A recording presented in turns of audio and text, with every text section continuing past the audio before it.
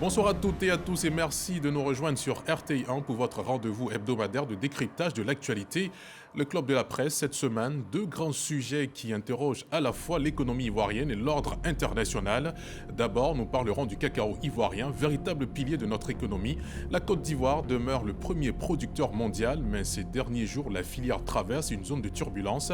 Le gouvernement a fixé le prix Borchamp à 1200 francs CFA le kilogramme pour la campagne intermédiaire 2025-2026, une baisse importante liée notamment à l'effondrement des cours mondiaux du cacao depuis fin 2025. Ensuite, dans cette émission, nous tournerons notre regard vers la scène internationale avec le conflit au Moyen-Orient marqué ces dernières semaines par une escalade militaire majeure après les frappes américaines et israéliennes contre l'Iran et les ripostes qui ont suivi dans la région. Ces événements relancent le débat fondamental. Le droit international est-il encore respecté dans les relations entre États? Pour en débattre ce soir, 4 invités sur notre plateau. Tout d'abord, Michel Betta, directeur général du tabloïd Le Bélier. Bonsoir Michel Betta. Bonsoir Ahmed. Bienvenue sur ce plateau. C'est bon, je vous remercie. Docteur Dolazier Traoré, enseignant-chercheur à l'université Félix Houphouët-Boigny de Cocody. Docteur Dolazier, bonsoir. Bonsoir, c'est lui Ahmed. Très heureux pour vous accueillir. Le plaisir pour moi aussi. C'est votre première dans le débat. À chaque... D'accord, on attend impatiemment vos arguments, vos idées choc. Bakayoko Lansine, journaliste et chef du service économie à la rédaction de RTI1. Bonsoir, bienvenue. Bonsoir, Ahmed Sédué. On est très heureux de vous accueillir, vous aussi. Le plaisir est partagé. Et docteur Bangali Ngoran signe son grand retour dans ce débat, enseignant-chercheur à l'université de Daloa. Bienvenue sur ce plateau. Bonsoir. Merci. Bonsoir, monsieur Ahmed Sédué. On est heureux de vous accueillir, vous aussi. Merci à vous, chers co-débatteurs, d'avoir accepté notre invitation. Mais avant d'ouvrir le débat, pause générique.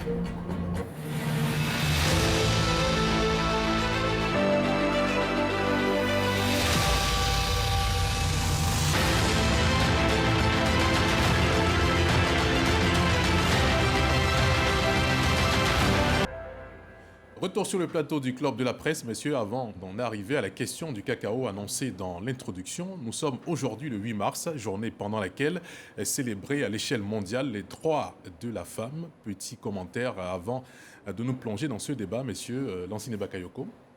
Je voudrais tout d'abord adresser mes vives félicitations aux femmes qui, une fois encore, essaient de célébrer cette journée qui marque on va dire, le respect de leurs droits.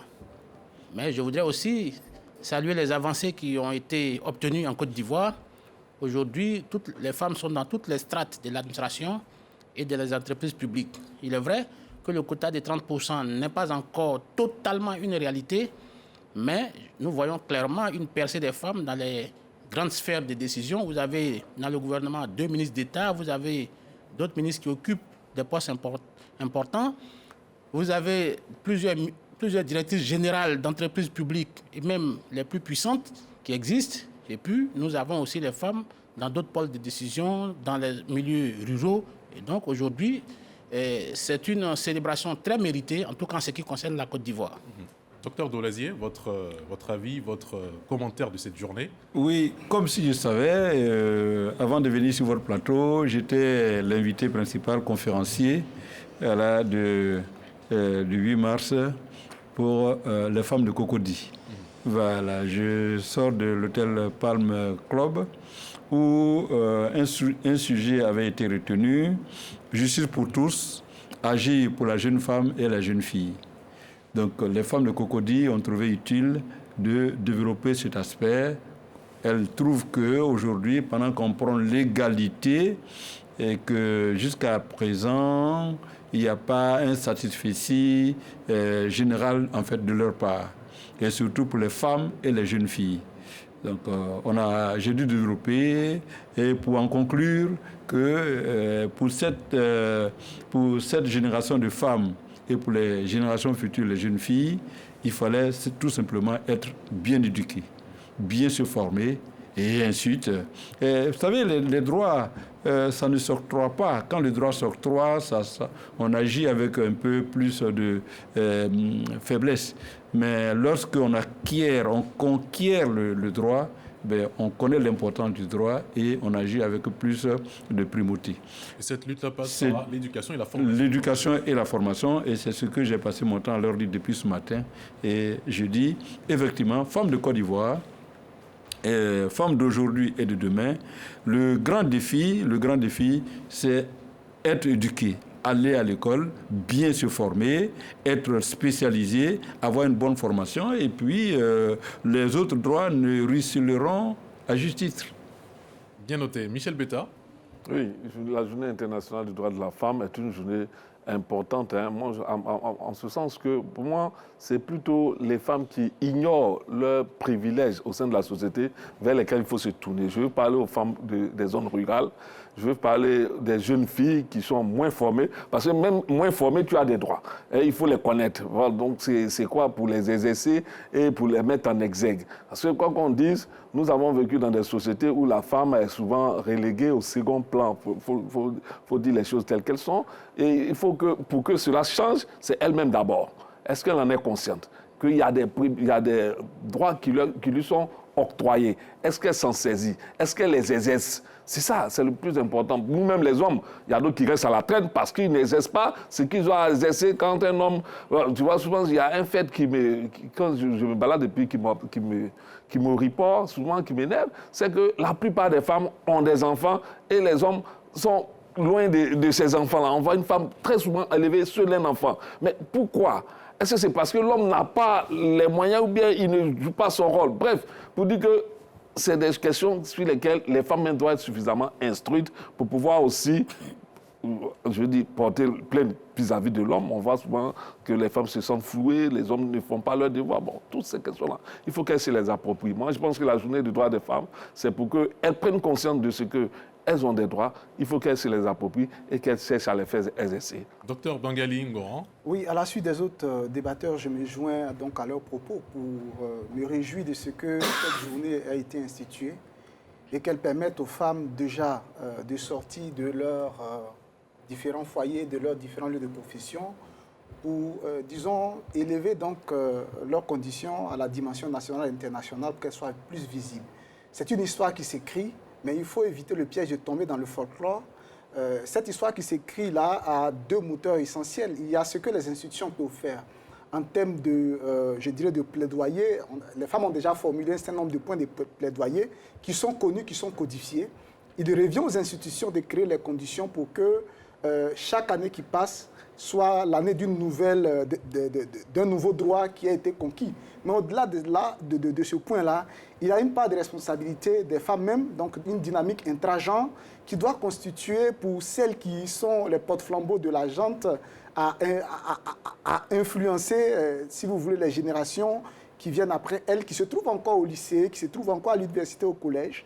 Généralement, quand une femme est un modèle national, je pense qu'elle a un devoir de repartir vers ses consoeurs, ses filles, pour faire ce travail de coaching à la base. Parce que nous qui sommes dans les universités et qui sommes au contact des jeunes filles dans les lycées, elles font beaucoup de mauvais choix parce qu'elles n'ont pas de modèle auquel s'identifier. Elles ont l'impression que certains niveaux d'élévation sont réservés aux hommes et il n'y a pas de modèle féminin qui soit devant elles, qui les motive à vraiment oser aller plus loin. Donc je pense qu'il y a deux dynamiques qui vont écrire l'histoire. C'est ce que font les décideurs, mais au-delà de cela, il y a une part de responsabilité des femmes elles-mêmes, celles qui ont réussi à relever le défi au niveau national, qui ont ce devoir de retourner donc vers leurs filles, leurs sœurs, pour transmettre. Alors, merci infiniment, chers co-débatteurs. Nous ouvrons à présent le débat avec notre premier sujet relatif au coût du cacao en Côte d'Ivoire. La campagne intermédiaire 2025-2026 du cacao a été lancée avec un prix garanti bord-champ fixé à 1200 francs CFA le kilogramme contre 2800 francs lors de la précédente campagne principale. La Côte d'Ivoire produit près de 40% du cacao mondial, mais la fixation des prix reste largement dépendante du marché international. Nous ouvrons les échanges sur la question juste après cet élément introductif de Davy Soyo. Le prix du kilogramme de la fève de cacao connaît une baisse considérable. De 2800, le kilogramme passe à 1200 francs CFA, soit une réduction d'environ 70%. Information donnée le mercredi 4 mars dernier par le nouveau ministre en charge de l'agriculture à l'ouverture de la campagne de commercialisation intermédiaire. Selon Bruno Nabagné-Koné, le nouveau prix est la conséquence de la chute des cours sur le marché mondial. La réduction de plus de moitié du prix du kilogramme du cacao est la solution pour endiguer la crise qui frappe le secteur depuis décembre 2025, a-t-il indiqué. L'annonce du nouveau prix choque certains producteurs. D'autres estiment que c'est une alternative pour leur permettre d'écouler leurs stocks et être payés pour leur récolte. Le nouveau prix du kilogramme de cacao, appelé encore l'or noir, fait réagir producteurs, coopératives, populations et suscite de nombreuses interrogations. Ce sujet en suscite sur ce plateau également. Michel Betta, on a envie de savoir comment il faut expliquer cette chute brutale du prix Borchamp alors qu'il y a quelques mois seulement, il était historiquement élevé. Bon, comme on le dit, le narratif autour du prix, le narratif économique, je le dis, autour du prix du cacao, on dit c'est discuté à l'international, sur les marchés de New York et sur les marchés de Londres, au point qu'on indexe ça sur la demande et l'offre, sur l'équilibre entre la demande et l'offre. Ainsi, on dit comme ça que c'est lié au fonds spéculatif, au stock et aussi au changement climatique. Mais quand on a fini de dire ça, qu'est-ce que nous on fait en tant que producteur, un des plus importants producteurs de cacao? Moi, je dis souvent, le cacao est l'un des rares produits dans ce monde qui, lorsqu'il augmente, son prix au détail ne baisse pas. Même le pétrole, quand on dit qu'il y a beaucoup de pétrole, on voit que les prix chutent. Mais si tu vois, la plaquette de chocolat a le même coût, malgré que les coûts, on dit que le marché mondial est inondé de cacao. Je me demande s'il y a une sorte de corrélation qui s'explique difficilement. Je me dis que pour moi, c'est plus politique et de politique que de commercialisation. Pourquoi je le dis? Parce que, en fait, on a l'impression, je me souviens que lorsqu'on était à la campagne précédente, en juin dernier, c'est le chef de l'État lui-même qui a annoncé le prix du cacao. Il est sorti à la télévision, il a annoncé ce prix-là. Une cérémonie grandiose, 2800, on était à quelques mois de la campagne. Aujourd'hui, on est monté à 1200. J'ai pensé que même lui, il serait venu annoncer sur le producteur pour qu'il comprenne les raisons et pour qu'il la donne. Mais il n'est pas venu. On l'a fait de façon comme on le fait d'habitude. Vous voyez, c'est un peu, ça ressemble un peu à de la manipulation politique autour du prix. Et ça ne change rien fondamentalement pour le producteur. On dit le prix a baissé, Borchamp. La plaquette de chocolat n'a pas diminué de prix, mais c'est le planteur, le producteur, lui, son prix qui descend. Mais il faut qu'on se pose réellement les bonnes questions. Il y a quelque chose à faire. On a aujourd'hui, avec un conseil café cacao depuis 60 ans, on a besoin de conseils encore pour vendre nos cafés. On n'a pas de solution et nos planteurs sont dans la tourmente. Ils ont, par le passé, même le prix de 2800 qui a été fixé. Aujourd'hui, il y a un stock qui n'est même pas encore payé. On a promis le payer, mais il n'est pas encore payé. Et les producteurs ont leur ticket, ils attendent de l'argent. Moi, je dis, quand tu finis de vendre ton produit, tu finis de travailler, et puis on n'est pas capable de payer ton produit, mais c'est inhumain. C'est inhumain. Personne ne pourrait accepter de travailler un mois sans être payé. Pourquoi on le fait subir aux producteurs, aux planteurs? La misère s'accentue dans les zones rurales, le prix chute et on est là sans solution. Vraiment, pour moi, c'est un drame social qui sévit autour des producteurs de cacao et il faut que ça change. Alors, docteur Dolazier, Michel Betta le disait tantôt, on a une sorte de crise dans le secteur du cacao. Est-ce que c'est un simple cycle du marché ou un problème de gouvernance dans la filière? Non, quand j'entends Michel Betta d'abord dire que cette distorsion n'est pas du fait de l'État ivoirien et que les prix sont discutés à l'international, il faut avouer que le cacao n'est pas, même s'il est important pour la Côte d'Ivoire, mais ce n'est pas la seule matière. Ce n'est pas la seule matière agricole ou matière première où les prix sont discutés à l'international et fixés à l'international. Donc, je suis d'accord avec lui. Mais lorsqu'il arrive à dire que oui, on ne comprend pas qu'il y a des impayés, ainsi de suite. Moi, je pense qu'il y a une précision qu'il faut faire. Voilà, quand vous m'avez invité à cette émission, n'étant pas spécialiste, je me suis renseigné. On m'explique que les 1200, que c'est pour la campagne intermédiaire. Et la campagne intermédiaire dure de 5 à 6 mois. Sinon, les 2800 restent là et resteront pour la campagne, quand la campagne, normalement... Non. Il s'agit de réalité qu'il faut dire la vérité aux gens. Non, quand vous dites qu'on ne paye pas, on ne paye pas aux producteurs, mais je veux vous dire, autour de ce plateau, écoutez, personne d'entre nous qui n'est pas, dont les parents dont les études aient été payées par un parent dont la richesse est issue du cacao et du café. Donc, il s'agit d'un problème national. Quand on en parle, il faut être vraiment très prudent. On dit 1200, c'est pour la campagne intermédiaire. Et les 2800, effectivement, quand la campagne va s'ouvrir, il aura encore... On sera témoin pour voir. Il aura une appréciation. On sera témoin. Et puis les impayés dont Michel fait état. Écoutez, moi, je pense qu'il faut se méfier des discours de tendance ou des discours de bord. Jusqu'à preuve du contraire, il y a un conseil café-cacao qui a la compétence et qui suit la question avec une rigueur. Et effectivement, on nous explique ou certains disent qu'on donne des papiers à la place du paiement. Mais jusqu'à preuve du contraire, nous avons tous des parents qui sont des producteurs. Ça dépend d'où on se situe. Vous comprenez bien. Les coopératives, il y a des coopératives qui ont reçu l'argent et qui ne peuvent pas le démentir. Qui ont reçu l'argent et qui payent du cash après les payer. Donc il faut se méfier des discours un peu de tendance pour dire qu'il existe un problème réel. Aujourd'hui, le prix du cacao sur le marché mondial a beaucoup baissé, et que ce soit le bord de Michel Beta et nous aussi, ça a été toujours la politique de régulation. Ça n'a pas commencé aujourd'hui, ça a commencé depuis le temps de Fort-Benjamin, la caisse d'amortissement, tout ça, ça a été fait. Donc, il y a un effort qui est en train d'être fait pour réguler les prix de telle sorte que le prix qui soit payé aux producteurs soit un prix décent.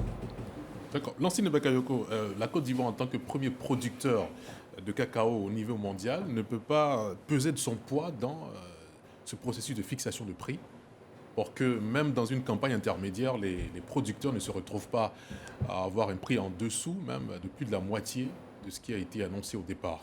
Vous savez, c'est ce que la Côte d'Ivoire a toujours fait. Voilà. Vous savez, la Côte d'Ivoire paye au moins 60% du prix CAF, c'est-à-dire du prix international. Et je voudrais juste préciser avant de poursuivre que si aujourd'hui, en raison de la conjoncture qui prévaut actuellement, si la Côte d'Ivoire devrait payer le cacao au juste prix du marché international, le prix devait être de 947 francs. Et donc, la Côte d'Ivoire, malgré cela, parce que sur le plan international aujourd'hui, le kilogramme de cacao revient à 1500 francs. À 1578 francs pour être plus précis.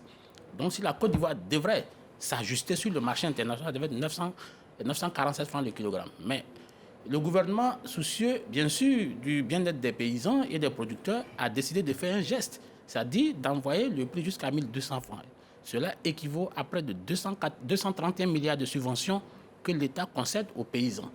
Et donc ces 231 milliards sont issus d'où? Sont issus de la stabilisation. La stabilisation que beaucoup critiquent, mais qui est une sorte de caisse de prudence. Parce que s'il n'y avait pas la stabilisation aujourd'hui, que les paysans étaient laissés à la merci du marché, ça allait être une catastrophe. Et donc, je suis en train de dire que la stabilisation a sa place.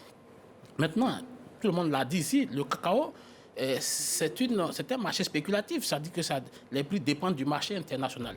J'entends beaucoup dire que la Côte d'Ivoire devrait avoir ses usines, la tablette de chocolat à un tel prix. Non, il faut comprendre que dans la fabrication du chocolat de la tablette, le cacao n'est pas le seul ingrédient.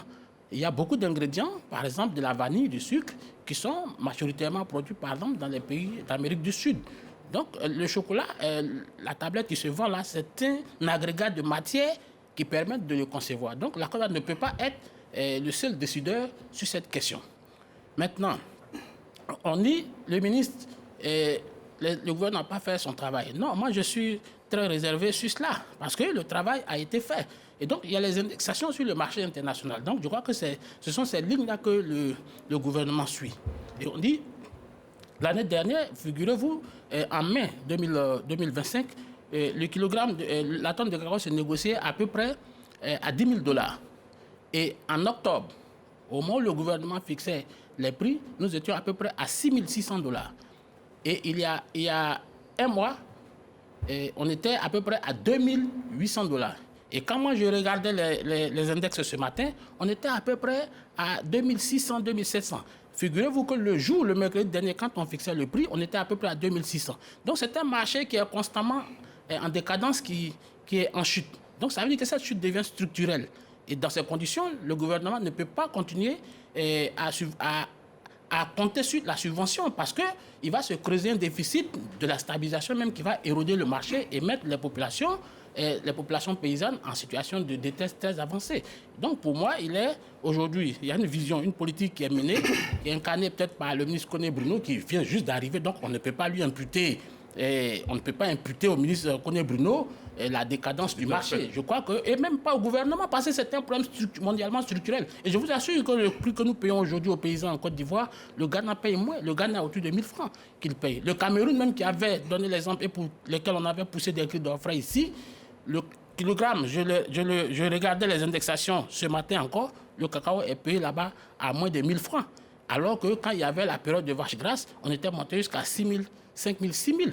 Donc, pour dire que le cacao, c'est un marché, c'est un produit important pour la Côte d'Ivoire. Ce n'est pas un produit exotique pour dire qu'on peut faire n'importe quoi avec. Je crois qu'aujourd'hui, la politique qui est menée, c'est la politique du moindre mal. D'accord. Docteur Bangali, vous partagez l'avis de Lanciné Bakayoko? Non, pas du tout, parce que question de prix. Je considère que, contrairement à ce qu'on a l'habitude de développer comme narratif, comme quoi ce sont les spéculateurs internationaux qui désorganisent le marché, ou en tout cas qui attisent donc la fluctuation des prix, je considère pour ma part que ce sont les premiers pays producteurs, la Côte d'Ivoire et le Ghana, donc l'Afrique de l'Ouest, qui désorganisent le marché international. Et puis, une fois qu'ils ont, si vous voulez, dicté les tendances, les spéculateurs ne viennent que jouer sur les tendances en exagérant pour pouvoir faire leur marge. Je m'explique. Vous savez, à chaque fois que les producteurs de l'Afrique de l'Ouest déversent un certain niveau de quantité de fèves sur le marché international, la conséquence, c'est que le prix chute. Quand ces mêmes premiers producteurs, c'est-à-dire la Côte d'Ivoire, le tandem Côte d'Ivoire-Ghana, connaissent une mauvaise récolte et qu'il y a une certaine rétention de fèves, le prix est relevé. Donc on doit comprendre que ce qui dicte la tendance au marché international, c'est la manière dont ces deux pays-là apportent les fèves recherchées sur la scène internationale.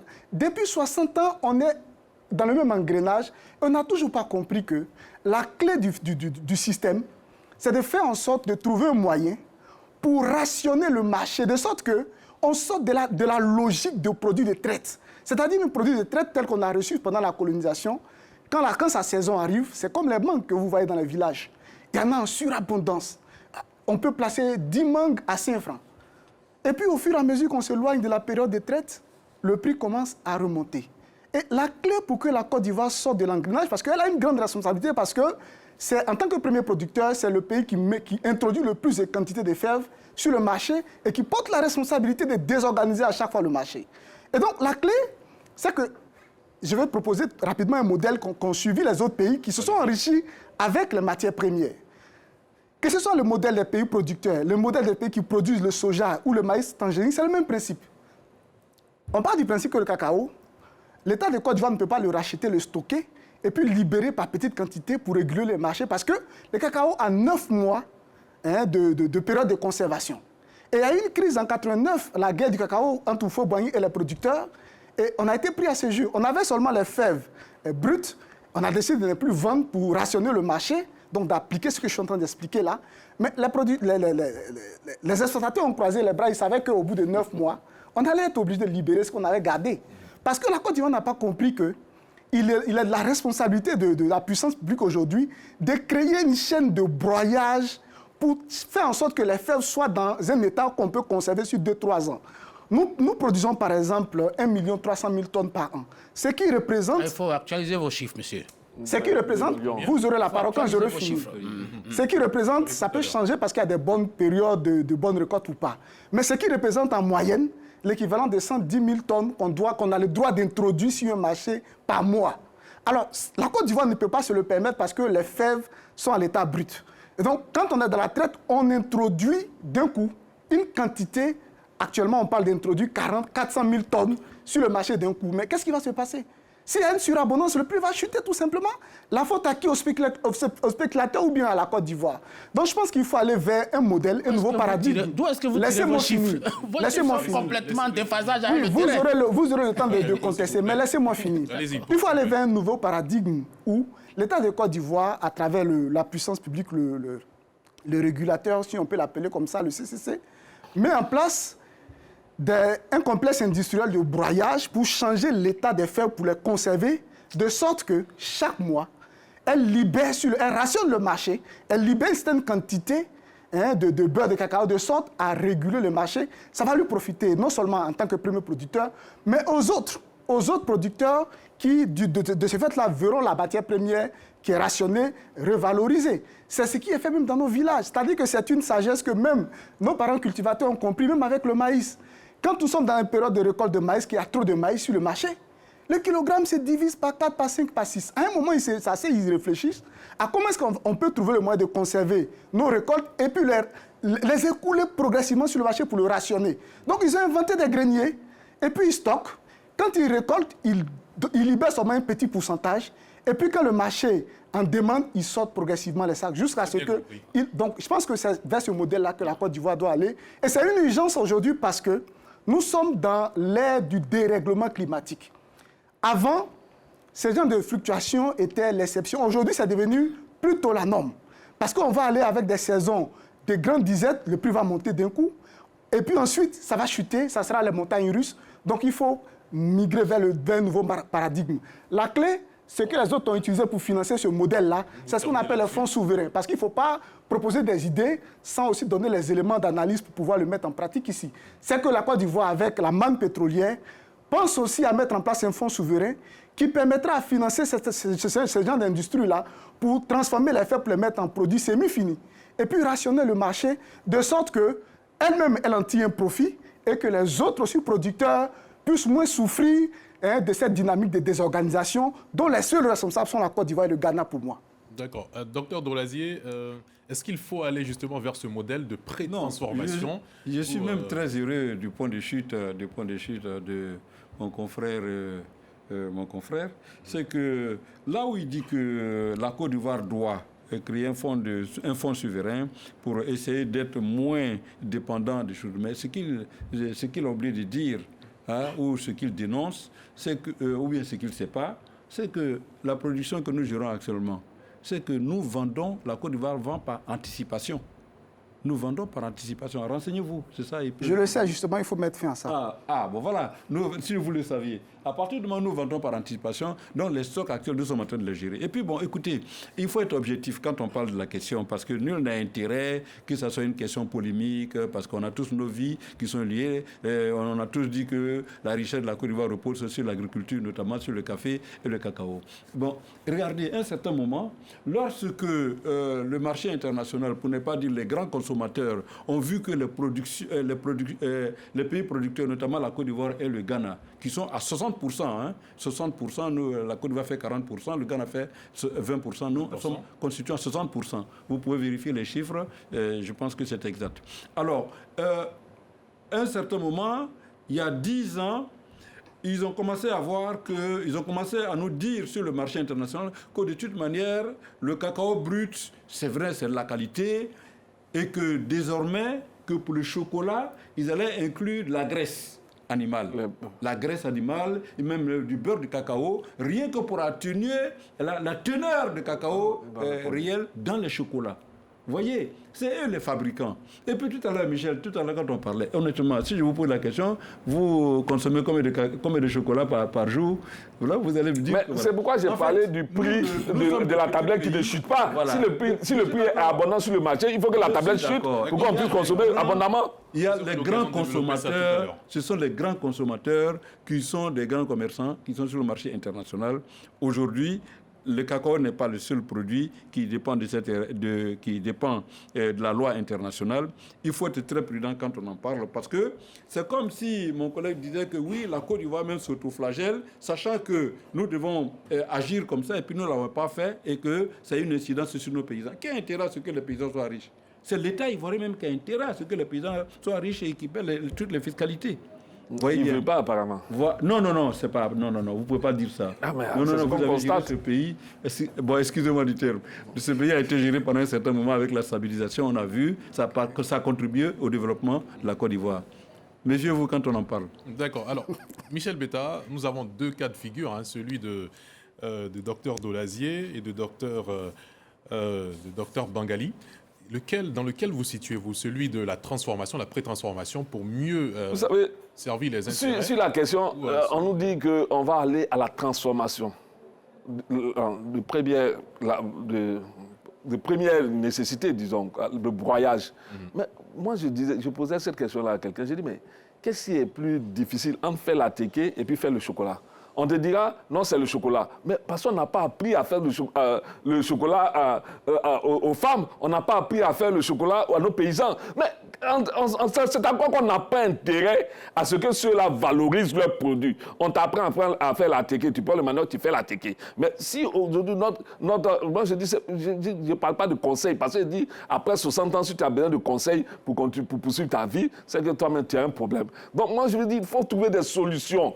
Quand on veut trouver des solutions, on parle de faire en sorte que, le professeur Bangali l'a dit, il faut faire en sorte que la transformation locale prenne de l'ampleur. La première transformation, de sorte qu'on ait des produits qu'on puisse conserver des années durant. Ça, là aussi, c'est difficile. Piler, le broyage, il faut qu'on dise ça, c'est pour qu'on comprenne, c'est piler cacao.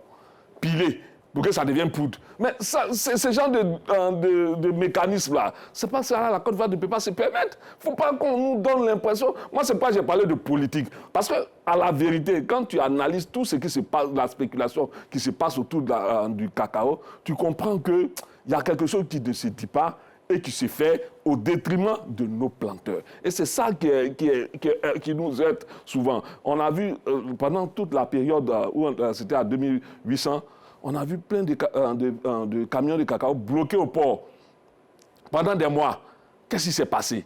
Il y a eu dérèglement dans la commercialisation. Qui a créé ça? Ils ont limogé le directeur de la commercialisation au conseil Café Cacao. Ça vous dit que les problèmes, même, c'est à quoi que c'est nous-mêmes qui les créons pour ne pas qu'on trouve des solutions autour de cette spéculation qu'est le cacao et que ça continue de marcher comme si on était encore en période coloniale où on nous a dompté pour n'importer que les produits des matières premières agricoles au lieu de les transformer. Cela, ça ressemble et c'est dommage. Lansine Bakayoko, la solution pour vous, c'est laquelle? Moi, je suis d'accord qu'il faut une réforme du système de commercialisation. Ça, nous sommes d'accord. Pour moi, il faut réduire l'influence des transformateurs et des exportateurs nationaux. Il faut réduire leur influence dans le système. Mais je crois que il faut pas... Moi, je suis un peu écœuré quand on parle d'un problème aussi crucial aussi facilement. Sachez qu'avant 2010, la Côte d'Ivoire n'est transformée que 18 à 20% de sa production. Aujourd'hui, nous sommes à plus de 40%, entre 40 et 45% du niveau de transformation. Et les choses vont crescendo. Vous savez, on vient de créer une usine au problème. L'État lui-même porte la transformation avec Transcao, qui a une importante usine ici à Abidjan, au PK22, et qui est en train de construire pratiquement terminé une usine à San Pedro également. Donc ça veut dire que l'État lui-même est conscient de cela. Mais le problème n'est pas aussi simple que vous le présentez, parce que vous dites il faut qu'on fasse le chocolat ici. Certes, on peut le faire, mais il se trouve que le marché se trouve à l'extérieur. Le professeur Delazier a demandé tout à l'heure une question qui n'a pas été répondue. Combien de tablettes est-ce que vous et votre famille mangez chaque matin? Pratiquement, en un an, vous n'en bouffez rien. Je lui ai répondu. Ça veut dire que le marché n'est pas au plan intérieur. Le marché est ailleurs. Et je vous ai signalé que le cacao n'est pas le seul ingrédient pour la fabrication d'une tablette de chocolat. Donc, il y a d'autres spéculations qui rentrent en vigueur. Maintenant, on me dit... Bangali dit... il n'y a pas de politique, le travail est fait pour le compte de l'extérieur. Non, le gouvernement ne peut pas mettre le pied sur le frein au motif qu'il faut satisfaire des partenaires extérieurs. Non, je crois qu'il y a une politique qui est menée. Ce n'est pas moi qui l'ai dit. Il y a une politique qui est menée, une politique judiciaire volontariste, parce que le cacao, nous l'avons dit, tout ne dépend pas que de la Côte d'Ivoire. Ça, il faut le savoir. Et ça, je le dis avec emphase, il faut que les gens sachent que tout ne dépend pas de la Côte d'Ivoire. Et puis, il faut dire qu'il y a quand même une synergie d'action entre les principaux producteurs. Il y a ce qu'on appelle l'initiative cacao, qui est basée, dont le siège est basé au Ghana, dirigé par un Ivoirien. Je fais un clin d'œil à M. Assanvo de ce plateau. Et donc, je veux dire, il y a quand même une politique agricole qui est menée, notamment au niveau du cacao. Et il y a des politiques qui sont menées, qui aujourd'hui portent leurs fruits. Parce que je vous dis, ce que nous avons aujourd'hui, on n'aurait jamais eu ce prix si on n'était pas en situation de stabilisation. Et puis, je vous l'ai dit, on ne peut pas continuer dans une stabilisation qui devient structurelle.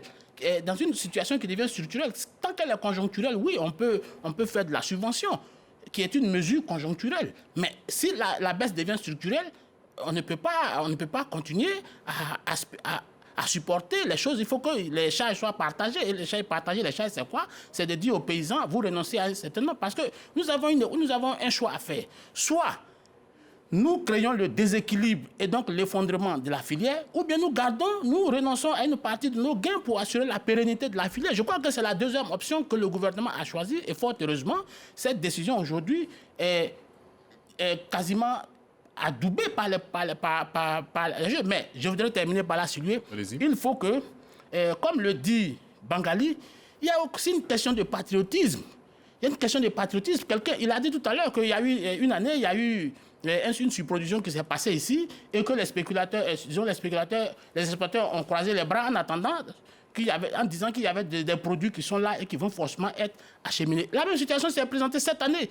Ce sont des Ivoiriens, pour des raisons probablement politiciennes, qui ont informé le marché international en disant que nous avons de la production ici. Non, c'est des boucs émissaires. Ce ne sont pas des boucs émissaires. Il y en a même qui ont été arrêtés par le procureur de la République. C'est ceux-là qui ont alerté le marché pour dire ce n'est pas la peine de venir. Ne vous ruez pas sur la production. Non. Nous avons de la production en stock ici. Nous avons de la production. Et je précise que ce n'est pas 400 000 tonnes. Nous avons eu 100 000 tonnes qui vont être achetées à 2800 francs. Pour ce qui concerne la campagne précédente, ce fonds-là est déjà décaissé. Même si elle n'est pas en conformité avec le marché, cette tarification est adossée à la stabilisation qui va être financée par le Conseil Café Cacao et donc le gouvernement. Donc nous pouvons conclure qu'aujourd'hui, des mesures énergiques fortes ont été prises par le gouvernement pour que la filière ne tombe pas. Parce que si cette filière tombe, ni vous, Bangali, ni Procès de l'Asie, encore moins Michel Betta, on restera là. On restera là. Et c'est quelque chose d'extrêmement important pour la Côte d'Ivoire. Ce n'est pas un produit exotique comme certains veulent nous le faire croire. On vous a bien compris. Docteur Bangali, vous proposiez des solutions tout à l'heure. Mais qu'est-ce qui pourrait être en faveur réellement des planteurs? Parce que finalement, c'est eux qui sont je pense que soit les plus grands gagnants ou les plus grands perdants. La clé de l'inversion du rapport de force qui profitera aux planteurs, c'est que l'État de Côte d'Ivoire arrête de se comporter comme ce que j'appellerais un démarcheur immobilier d'Abidjan. L'État de Côte d'Ivoire, si vous voulez, n'achète pas le cacao, pas dans notre modèle ivoirien, contrairement au Cocoa Board au Ghana, n'achète pas de cacao. Et puis l'État de Côte d'Ivoire n'est pas, si vous voulez... Cocoa Board à 900 francs actuellement le kilo. Excusez-moi si vous plaît. Cocoa Board à 900 francs. Votre exemple-là, il capitule devant la réalité. C'est une erreur d'analyse. Parce que le modèle ghanéen, il y a 3 modèles dans le système d'achat du cacao. Il y a le modèle équatorien, qui est le 3e producteur, le modèle ghanéen, le modèle ivoirien. Mais quand vous prenez les prix, pas sur une seule année, sur 5 années que vous faites la moyenne, vous vous rendez compte que les autres modèles rémunèrent mieux que le modèle ultra-sécuritaire ivoirien. Ou je pense que ce qui préoccupe l'État, qui joue le rôle de démarcheur, c'est comment il vend les productions par anticipation, parce qu'il lui faut ces chiffres pour pouvoir boucler son budget. Le cacao représente 40% des recettes d'importation de la Côte d'Ivoire. Et tant qu'on n'a pas les entrées venant de cette manne-là, l'État a du mal à arrêter son budget de l'année budgétaire qui suivra. Non, laissez-moi. Non, en fait, ce que je vais expliquer, c'est qu'on ne fasse pas croire que l'État a choisi ce modèle-là pour l'intérêt des producteurs. L'État a choisi ce modèle-là pour son propre intérêt, tout simplement. Et pour l'intérêt des producteurs. Je suis désolé. Et donc, cet argumentaire-là, ce narratif-là ne passe pas. Il y a 3 modèles qui existent. Le modèle le plus rémunérateur, ce n'est pas le modèle sécuritaire. Ce modèle sécuritaire choisi par la Côte d'Ivoire profite à 100%, surtout à l'État, qui tire une manne assez importante de ce binôme qui est devenu aujourd'hui le cacao, puisque le café, finalement, a périclité. Et aujourd'hui, on assiste à une dynamique où, à force de mettre en avant les intérêts de l'État, au détriment de ceux des producteurs, il y a une dynamique de découragement des producteurs. Quand vous allez dans les zones rurales, quand vous sortez des déclarations de la bureaucratie, et que vous allez dans les zones rurales, la plupart des gens qui ont des plantations vieillissantes ne les renouvellent pas en plantant le cacao nouvelle génération proposé par la CNRA.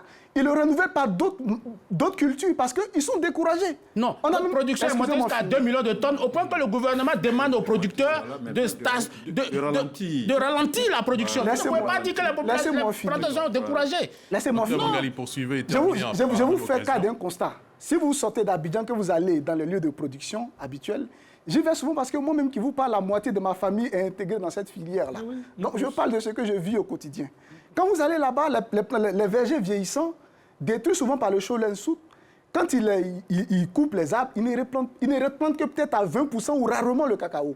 Parce qu'il y a une politique, une habitude bureaucratique qui ne date pas de ce régime. Donc, c'est pas forcément... C'est pourquoi j'ai dit que le problème est structurel, n'est pas conjoncturel. On ne limite pas à un régime, mais ça remonte à une tradition qu'on a l'impression qu'on ne veut pas briser parce que si on met fin à cette manière de gérer la filière, on va entraîner le cataclysme. Non. Il faut avoir une gestion dynamique de la filière, changer la gouvernance en l'adaptant aux nouveaux défis. Aujourd'hui, nous sommes dans un contexte de réchauffement climatique qui n'existait pas et nous sommes confrontés à une nouvelle manière de fonctionner de tout ce qui est produit spéculatif. Et il faut que l'État de Côte d'Ivoire, ce qu'on demande, ce n'est pas qu'on transforme le cacao qu'on produise ici, des tablettes. Non, ça c'est des produits finis. Il s'agit ici de prendre une clé, celle de mettre le cacao dans un état où on peut le conserver sur une certaine période plus longue pour pouvoir rationner le marché. C'est ça qu'il s'agit. Donc, l'État de Côte d'Ivoire, d'ailleurs, je me gosille à l'expliquer ici, mais l'a déjà compris. S'il vous plaît. Puisque le CCC a commencé à travers Transcao à ouvrir la porte à cette dynamique parce que c'est quelque chose qui avait déjà été compris. Mais il ne faut pas laisser ce défi du broyage là au secteur privé. Parce qu'on n'aura pas réglé le problème. Ceux qui posent le problème, la solution ne peut pas venir d'eux. Il faudrait que l'État de Côte d'Ivoire, à travers la puissance publique, CCC... Donc on doit sortir le secteur privé du broyage. CCC, non, vous avez déjà vu ça? Mais est-ce que vous avez déjà vu ça? Mais pourquoi est-ce que Transcao... en Chine. Alors, pourquoi est-ce que vous êtes en Chine? Non, dans ce cas... L'État intervient... Si vous estimez que c'est le moyen modèle, pourquoi est-ce que Transcao a été ouvert par le Conseil? Parce que l'État doit participer, il y a son rôle régalien qui est là. C'est une filière stratégique pour la Côte d'Ivoire. C'est une filière stratégique et dans tous les pays qui fonctionnent comme il se doit...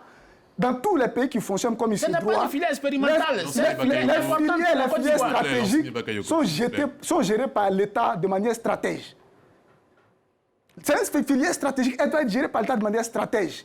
La filière café cacao ne peut pas être traitée de façon expérimentale. Ce n'est pas un produit exotique, c'est un produit extrêmement important pour la Côte d'Ivoire. L'ouverture de l'usine Transcao, on fait les expériences. L'ouverture de l'usine Transcao demande votre conception des choses. Parce que c'est dans cette dynamique aujourd'hui que l'État... C'est progressif. Oui, mais même si ça a été entamé parce qu'ils l'ont compris finalement.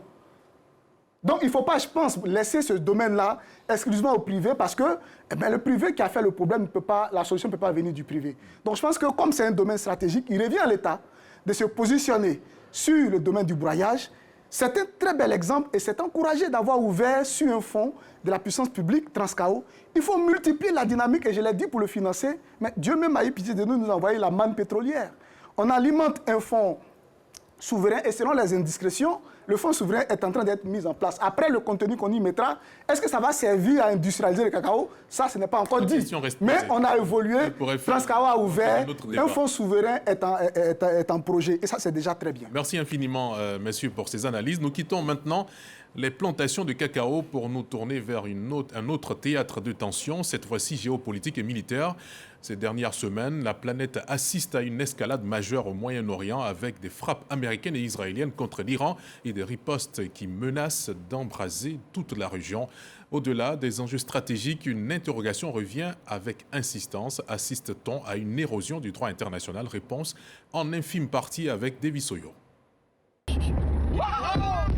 Samedi 28 février 2026, les États-Unis d'Amérique et Israël attaquent la République islamique d'Iran. L'opération Fureur épique fait des victimes. Téhéran, site stratégique et autorité au sommet de l'État sont bombardés. L'ayatollah Ali Khamenei, guide suprême du peuple iranien et plusieurs de ses proches sont tués. Ces attaques coordonnées par Washington et Tel Aviv entraînent une riposte de Téhéran. Israël et les bases américaines stationnées dans les pays du Golfe sont aussitôt bombardées. Des bombardements sont aussi entendus à Doha, Dubaï, Abu Dhabi, Riyad, Bagdad, à Bahreïn, à Chypre et depuis quelques jours en Azerbaïdjan. Le sud du Liban est aussi sous pression. Le conflit tend vers une régionalisation et l'escalade de la violence s'accentue. Le détroit d'Ormuz, couloir maritime stratégique par lequel transite 20% du pétrole et du gaz mondial, est touché par les affrontements. Les navires qui franchissent cette partie du golfe Persique sont frappés par les gardiens de la Révolution. Conséquence, plus de 3200 navires sont à l'arrêt. Au 9e jour de la guerre de la coalition américano-israélienne contre l'Iran, des voix s'élèvent et s'interrogent. Qu'en est-il du droit international? Autrement dit, est-ce la fin du respect de la Charte des Nations Unies? Est-ce que c'est la fin de la Charte des Nations Unies? Docteur Dolazier, qu'est-ce que vous pensez de cette guerre quand on la met en relation avec le droit international? Non, tel que vous posez la question, ce n'est pas la fin de la Charte des Nations Unies, parce que les Nations Unies existent bel et bien depuis la conférence de San Francisco en 1945. Il y a bien les Nations Unies en tant que telles, un secrétaire général, et avec toutes ces organisations subsidiaires qui fonctionnent bien. Et effectivement, le droit international est en difficulté. Et d'ailleurs, on a un terme que nous utilisons dans les universités, on dit c'est un droit qui est en période de souffrance. Voilà, on peut le dire. Ça, c'est indiscutable. En ce sens que ce à quoi nous assistons à ce qu'on appelle, avec des motivations de la part de l'Israël et de la part des États-Unis, y compris par Trump, de la guerre préventive. Or, la preuve a été apportée que toute guerre préventive est en violation du droit international. La guerre préventive n'est pas une norme acceptée, n'est pas agréée par le droit international, en ce sens qu'on a vu, dans le cas de l'Irak, au nom d'une guerre préventive, on a imaginé on a dit que l'Irak c'était à deux pas de se doter d'armes. On s'est aperçu que c'était faux. Donc, la notion de guerre préventive qui est en ce moment avancée par l'Israël et les États-Unis sont en violation complète vraiment de ce qu'on appelle le droit de la guerre. Et cette notion qui aujourd'hui à quoi nous assistons, c'est plutôt le droit de la force que la force du droit. D'accord. Alors, Michel Betta, finalement, la fin des propos de Dr Dolazier ne pose-t-elle pas la question de savoir si aujourd'hui le monde est gouverné par la loi du plus fort ? Non, on ne peut pas. On interprète ce conflit. Non, on ne peut pas faire des têtes de déduction, puisque dans ce conflit-là, personne n'est innocent. Il ne faut pas oublier que ces bombardements-là sont la suite logique des bombardements sur Israël par des groupes qui étaient abrités, que l'Irak avait couverts. Je parle de Hezbollah, qui sont en Iran et qui bombardent depuis l'Iran l'Israël. Et ils sont au Liban et ils bombardent Israël. Donc, c'est la réplique de ces bombardements, de cette tolérance vis-à-vis de certains groupes terroristes qui a entraîné cette escalade de violence-là. Donc, personne n'est innocent. Ce n'est pas le plus fort qui agit, mais c'est chacun qui attaque l'autre et ils sont en conflit direct et nous observons cela. Mais ce qu'on peut noter, c'est que les forces en présence sont disproportionnées. Quand on voit les États-Unis se mettre dans un conflit contre une puissance qui n'a pas à sa hauteur, on se rend compte qu'on peut arriver, comment faire pour que ces forces disproportionnées puissent s'arrêter pour ne pas que le conflit s'enlise davantage. Parce que quand j'observe ce conflit-là, lorsqu'on bombarde l'Iran ne va pas bombarder les États-Unis, elles bombardent autour d'elles les pays qui sont supposés proches des États-Unis et ça donne l'impression que le conflit va prendre de l'ampleur et va s'étendre au-delà de son territoire et au-delà de ceux mêmes qui sont en conflit. Donc c'est pourquoi aujourd'hui, moi je pense qu'il faut arriver à vraiment privilégier un effort de dialogue. Sinon, auquel cas, on risque fort de se retrouver dans une guerre que personne ne pourra maîtriser. Lansine Bakayoko, on parle d'effort de dialogue, mais il y avait quand même un certain rapprochement pour le dialogue entre l'Iran et les États-Unis, mais on est quand même arrivé à la guerre. Est-ce que finalement, les grandes puissances qui doivent protéger ce droit international les transgressent sans crainte de représailles?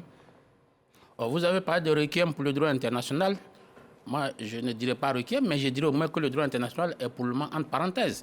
Et entre parenthèses, par les États-Unis et Israël, les plus forts du moment. Mais j'estime que la présence d'un chef d'État futur Donald Trump est forcément conjoncturelle et qu'il va arriver aux États-Unis un président plus accommodant, plus ancré dans les valeurs de paix et de vivre ensemble, et qui va peut-être redessiner, remodifier les rapports entre les États. Je dis que le droit n'a pas été respecté simplement parce que cette expédition punitive n'est pas soutenue par une résolution des Nations Unies. Le Conseil de sécurité n'a pas donné son aval à cette offensive qui est menée aujourd'hui. Et puis, on voit clairement qu'il y avait des accords qui étaient en train d'être signés. Même, en tout cas, l'Iran était dans de meilleures dispositions pour éviter un tel scénario qui se déroule aujourd'hui. Mais on a vu clairement qu'il y avait en face des gens qui avaient le fer entre les dents et qui avaient forcément des velléités d'en finir avec le pays qu'on appelle l'Iran. Maintenant, je voudrais apporter un petit bémol à ce que Michel a dit. L'Iran, c'est vrai, a peut-être abrité des chefs militaires, notamment du Hezbollah et de Gaza, qui parfois sont allés se réfugier en Iran, mais l'Iran n'avait pas encore mené d'offensive directe vis-à-vis d'Irak. Non, mais c'est depuis l'Iran, ils ont tiré en Irak. Oui, non, on a vu des missiles qui sont quittés en Iran pour aller frapper l'Irak pendant la crise. Non, c'est maintenant. Israël. Oui, mais pas Israël. Aujourd'hui, il y a eu des frappes de terrains qui sont arrivés à Basra. Oui, je suis d'accord, en Irak. Mais j'ai dit de façon directe, il n'y avait pas encore eu de tirs de l'Iran vers Israël. Non, mais les Hezbollah, ce n'est pas de l'Iran. Non, Hezbollah est logé au Liban. Et puis en Iran aussi. S'il te plaît, non, pas au Liban. Les chefs militaires, s'il te plaît, les chefs du Hezbollah sont, peut-être, par exemple, je parle de Abdelaziz Rantissi, qui était, par exemple, logé en Iran. Parfois, il faisait la navette entre la Turquie et l'Iran. Mais les expéditions militaires ne provenaient pas de là. Hassan Nasrallah, qui était l'ancien chef, était logé au Liban et peut-être allait se réfugier en Irak. Aujourd'hui, Kayem Nassib, qui est le chef du Hezbollah, aujourd'hui, fait la navette entre l'Iran et le Liban. C'est vrai. Mais je vais dire qu'aujourd'hui, il y a le droit du plus fort qui s'exerce aujourd'hui, et ça, il faut que ce soit reconnu. Donc, quand tu dis le droit du plus fort, moi, je ne suis même pas d'accord. Docteur Bangali, votre commentaire de mon commentaire, transgression du droit international. Je pense qu'on est aujourd'hui dans un conflit où on se retrouve face à 3 États qui souscrivent à la même théorie des relations entre États.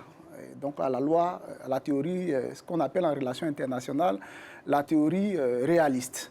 Parce qu'il y a 2 groupes d'États. Il y a ceux qui souscrivent à la théorie libérale, qu'on appelle les idéalistes, qui croient au droit international, qui croient que tous les États sont égaux et que les relations entre les États sont régies par un droit qu'on s'est donné d'un commun accord. Au sortir notamment de la Deuxième Guerre mondiale, le consensus de Yalta et de tout ce qui a été initiative commune fondateur donc, de l'ONU. Donc ça, il y a un groupe d'États. Et puis il y a un autre groupe d'États qui considère que les relations internationales sont comme une jungle, où chaque État, en fonction de sa puissance, peut mobiliser ses propres moyens pour poursuivre des buts liés à son propre intérêt. Et donc ce groupe d'États souscrit à une théorie conceptuelle des relations internationales qu'on appelle la théorie réaliste. Il considère que dans le vrai monde, il n'y a pas de règles du jeu. Nous sommes dans une jungle, les plus puissants dévorent les plus petits. Et les 3 États qui sont aujourd'hui impliqués dans le conflit souscrivent à la même théorie. Commençons par l'Iran. L'Iran porte en lui la doctrine khoméniste, qui est une doctrine révolutionnaire, expansionniste, islamiste. Et c'est l'Iran, au nom de cette conception du monde, malgré le droit international, qui a fabriqué les proxys aujourd'hui qui ont détruit le Yémen à travers les Houthis. C'est l'Iran qui aujourd'hui a rendu le Liban ingouvernable. C'est le même Iran aujourd'hui qui, après ce que les Américains ont fait à l'Irak, a rendu la suite de l'histoire de l'Irak chaotique. Et je vais m'arrêter là. Et les États-Unis et Israël sont également 2 nations qui se sont affranchies du droit international pour la recherche de leur intérêt. Et ces 2 États-là se coalisent contre notre État qui souscrit à la même théorie qu'eux-mêmes. Et donc c'est, si vous voulez, le rapport de force qui bascule en faveur dans cette logique de jungle, du plus fort. Et donc, comme vous l'avez dit au début de l'émission, on est malheureusement revenu à l'état des natures. En tout cas, on a mis le droit en parenthèse. Parce que là, il s'agit de 3 acteurs qui souscrivent à la même théorie des relations internationales, c'est-à-dire la théorie réaliste, qui considère que nous sommes dans une jungle. Et malgré ce que dit la loi internationale, chaque État, en fonction de sa force, peut s'affranchir du droit et puis faire ce qu'il veut, tant que cela va dans le sens de ses intérêts. D'accord. Merci infiniment, docteur Bangali. Allez-y, docteur. Non, en fait, il faut. J'adhère à ce qu'il a dit, mais sauf qu'il faut mettre un petit bémol. La politique expansionniste de l'Iran, il faut atténuer ça un petit peu. Parce que, vous voyez, il y a que. L'Iran fait pratiquement seulement 15% des musulmans chiites dans le monde. Face aux sunnites, au monde sunnite qui fait 400 millions, l'Iran fait seulement 40 millions, jusqu'à plus du contraire. Donc la politique chiite expansionniste est très limitée, et même dans leur... on peut parler d'expansionnisme militaire par rapport à l'Israël, ça c'est autre chose, ça relève vraiment de leur histoire. Deuxièmement, là il faut vraiment faire attention, nous ne sommes pas dans une jungle. Nous sommes dans un monde civilisé. C'est leur conception. Nous sommes dans un monde civilisé, jusqu'à preuve du contraire. Il faut absolument le règne du droit international. Et c'est pour ça, depuis 1945, les Nations Unies ont été mises sur place, rien que pour atténuer ces conflits entre pays, de telle sorte qu'on puisse les réguler, voilà. Que la force, en fait, l'hégémonie des forts n'écrase pas les faibles.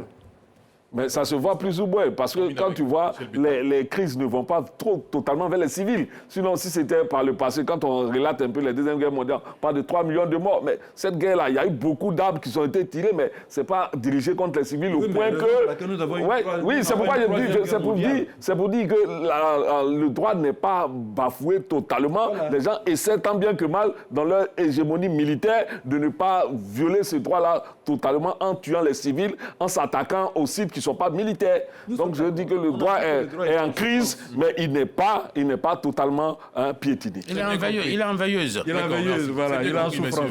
Merci infiniment à nos invités. Merci à Michel Betta, merci à Lancine Bakayoko, à Dr Dolazié Traoré, à Dr Bangali Ngoran. Merci également à David Soyo, notre reporter. Merci à vous, chers téléspectateurs, de nous suivre chaque dimanche et d'être fidèles à ce rendez-vous. Rendez-vous la semaine prochaine pour un nouveau numéro du Club de la Presse. Et sur ce, très bonne fête à toutes les femmes, très bonne célébration du 8 mars, célébration du 3 des femmes dans le monde entier à toutes les femmes de Côte d'Ivoire, d'ici et d'ailleurs. Et bonne soirée sur RTI 1.